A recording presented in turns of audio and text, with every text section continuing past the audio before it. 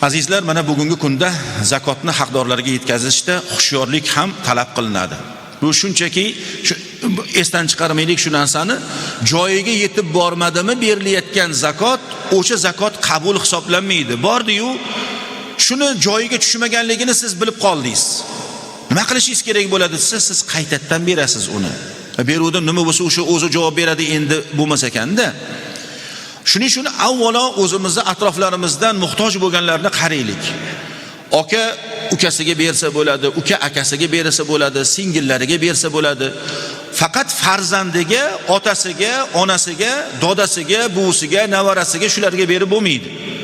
Qolganlarga aka ukalarni muhtojligi bor ekan, qarzdorligi bor ekan, ularga ko'maklashadigan bo'lsa, amakisiga bersa, xolasiga bersa, tog'asiga bersa, shularga beradigan bo'lsa yaxshi bo'ladi. Faqat ular haqdor bo'lishligi kerak. Shu zakot oladigan darajadagi kambag'alligi ana shunday bo'lgan kishi bo'lishliklari zarur. Bugungi kunimizda qilinayotgan ba'zi ishlar bor, azizlar. Ijtimoiy tarmoqlarda zakotinglarni mana shu plastik kartaga jo'natinglar, biz uni haqdorlarga yetkazib qo'yamiz deb aytishayotgan holatlar ham uchrab turibdi.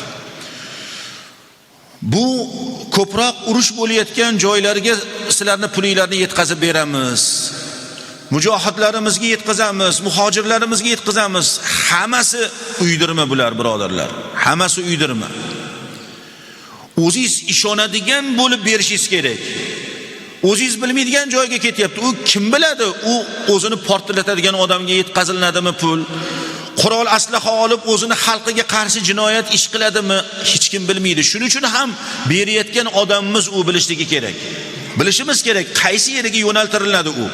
Kimni qo'liga berilyapti? Mana shunga ham albatta e'tibor qaratishimiz kerak. Zero bugungi kunimizda kiber jinoyatlar ko'payib ketdi.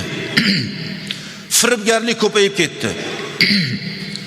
Jarrohlikka pul yig'yapmiz deb turib, shu jarrohlikka emas, pul uyini o'zini obod qilishlikka ishlatilganlar qancha. Birovga uy olib beramiz deb pul yig'ilyapti, kimlardir, nimalardir orzu havaslarga o'ziga ishlatib yuborilyapti. Birodarlar, bu pul rosa shirin narsa-da o'zi. Rosa shirin narsa. Cho'ntagingizda birovni puli tursa ham belingiz baquvvat turadi, boshqacha qaraysiz. O'zi u sizning pulingiz emas u. Odam shunaqa. Shuning uchun bu pullar egalariga omonatdor bo'lgan holatda egalariga yetkazaman deydigan odam bo'lmasa, duch kelgan odamning qo'liga topshiriladigan narsa emas.